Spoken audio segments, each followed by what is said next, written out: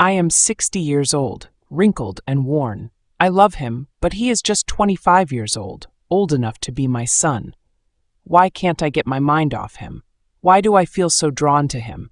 This can't be happening to me. No matter how hard I try to focus, his face clouds my thoughts. His smile taunts me even in my dreams. It's wrong, but I can't help it.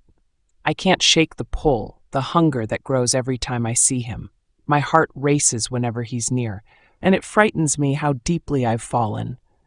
But he's out of reach, completely and utterly unattainable. Yet I yearn for him in ways I shouldn't. How did I get here? How did I lose myself to this impossible desire? This were the thoughts of Madam Josephine. There was something unsettling in the air that night, something thick and heavy that clung to the walls of Madam Josephine's mansion. She stood by the window, gazing out into the darkness. Her heart pounded harder than usual, and she couldn't shake the thoughts racing through her mind. David. His name echoed in her head like a drumbeat. The driver's son. Young. Handsome. But, more than anything, unattainable. Her pulse quickened at the mere thought of him. The forbidden emotions she had kept hidden for months now consumed her entirely. Was it madness, this sudden obsession with a man young enough to be her son? She didn't care anymore. She had to have him.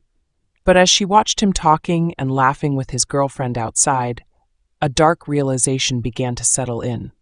He would never choose her, no matter how much she offered. Madam Josephine knew her wealth could open doors, but this was different. David wasn't swayed by material things. He was loyal to his girlfriend, Maria, and that loyalty made her chest tighten with envy. For a woman like Madam Josephine, who had everything but love, this was her greatest challenge. She knew what the villagers whispered about her, that she was too old for love, that she was desperate, even crazy. The rumors never bothered her before, but now, with David in her heart, she felt exposed, vulnerable, and scared of rejection. That night, as David's laughter echoed in the courtyard, Madam Josephine made up her mind. She would offer him something no one could refuse, wealth beyond his imagination, enough to take him out of poverty and into a life of luxury. But as she rehearsed her plan in her head, she knew it wouldn't be easy. David was not like the men who chased after her for her money. He had principles, and that terrified her more than anything. Could she break through the walls he had built around himself, or was she truly fooling herself into thinking she could make him hers? The next morning, Madam Josephine called David into her parlor. He walked in with that confident stride she admired so much. Her eyes lingered on him as he greeted her politely, not knowing what was about to unfold. This was the moment. She would finally make her move. As she began to speak, her voice trembled slightly, betraying her calm demeanor. "David," she said softly, "there's something I've been meaning to talk to you about." David stared at her, waiting for her to continue.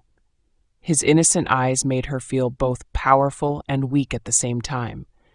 He had no idea the storm brewing in her heart. Madam Josephine took a deep breath, steadying herself. "I want to help you," she said, choosing her words carefully. "I see the potential in you. A young man like you deserves a better life, one filled with success, comfort, and stability." David smiled politely, unsure of where this conversation was headed. "Thank you, madam," he said, his voice respectful as always. "But I'm happy with what I have now." Josephine's heart skipped a beat. His modesty only deepened her obsession. She leaned forward, her eyes locking onto his. "David, I'm not just offering you a job. I'm offering you a life you've only dreamed of. Money, a house of your own, a business, everything you've ever wanted." David smiled politely. "Thank you, madam," he said, his voice respectful as always. "But I'm happy with what I have now." "David, I'm not just offering you a job. I'm offering you a life you've only dreamed of. Money, a house of your own, a business, everything you've ever wanted." David shifted uncomfortably in his seat, sensing the intensity behind her words. "I don't need much, madam. I'm content with where I am." Her chest tightened with frustration. Why couldn't he see that she was offering him the world? "Think about your future, David," she pressed. "Wouldn't you like to give your family a better life? To take care of them the way they deserve?" David's brow furrowed. The mention of his family tugged at his heartstrings. It was true. His parents had worked hard all their lives and had little to show for it. But something about Madam Josephine's offer felt wrong. He wasn't the kind of man to take handouts, especially not from someone like her. "I appreciate your offer," he said carefully, "but I can't accept. I want to make my own way in this world." Josephine's smile faltered. She hadn't expected rejection, not so quickly, not so decisively. But she wasn't done yet. She leaned back, her mind racing for another angle. If money couldn't tempt him, then maybe something else would. Something deeper, more personal. "You deserve more than this, David," she whispered. "More than this small, limited life. I can give you everything, including my heart." David's eyes widened, and for a moment the room seemed to freeze. He couldn't believe what he had just heard. Madam Josephine, the woman who had always treated him like a son, was now confessing feelings that felt completely wrong. He stood up abruptly, unsure of how to respond. "Madam, I think there's been a misunderstanding," he stammered. But Josephine's gaze never wavered. This was no misunderstanding. This was love, or at least what she believed was love. And she wasn't ready to give up yet. David left Madam Josephine's mansion that day with a heavy heart. The encounter had shaken him to his core, and he couldn't stop replaying her words in his head. Could she really be serious? Could she actually think he would choose her over Maria, the woman he loved? His stomach churned at the thought. He couldn't bring himself to talk to his parents about what had happened. Not yet. They would think he was lying, or worse, accuse him of leading Josephine on. As he walked down the dusty road back to his house, he thought about Maria. She had been patient with him, loving and supportive, despite his lack of a job. She believed in him, and that belief kept him going. How could he betray her trust? His mother's voice rang in his ears, reminding him of the importance of loyalty and family. There was no way he could abandon those values, even for all the wealth in the world. That evening, he met Maria by the river, the spot they always went to when they needed to talk. She was waiting for him with that sweet, warm smile, but the weight of what had happened earlier hung between them like a shadow. David hesitated before telling her the truth. How could he explain that his employer, the woman who had been like a second mother to him, had made an indecent proposal? When he finally spoke, Maria's expression changed from confusion to shock.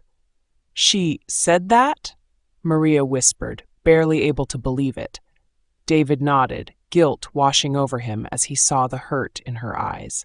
Word of Madam Josephine's infatuation spread through the small community like wildfire. David's mother Agnes was the first to hear the whispers from the market women. At first, she dismissed it as idle gossip, but as the days went on, the rumors only grew louder. People began to talk openly about how Josephine was trying to lure her son into a trap, using her wealth as bait. Agnes was furious. She marched into Josephine's mansion, demanding to know what was going on. "What is this nonsense I'm hearing?" she shouted as soon as she entered the parlor. "You think you can buy my son like some commodity?" Josephine remained calm, her eyes cold and calculating. "Agnes," she said smoothly, "I am simply offering your son a better life, a future that you and your husband could never give him." Agnes felt the sting of those words, but she refused to back down. "You're trying to destroy his life," she spat. "You think money can buy everything, but my son has values. He doesn't need your wealth." The argument escalated, and soon the entire village was buzzing with accusations. Some even began to claim that Josephine was using witchcraft to enchant David, trying to bind him to her against his will. The battle lines were drawn, and it was now Josephine's wealth and influence against the strength of David's family, tradition, and the love he shared with Maria. But Madam Josephine was not a woman who gave up easily. She had already made up her mind. David would be hers, no matter what the cost. And the cost, as it turned out, would be higher than anyone could have imagined. The village buzzed with whispers, but Madam Josephine wasn't done. She's determined to use every tool at her disposal to claim what she desires.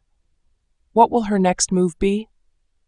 You won't want to miss what unfolds in part 2 of this thrilling tale. Brace yourself for more drama, suspense, and unexpected twists. Watch now to discover how far Madam Josephine will go to get what she craves.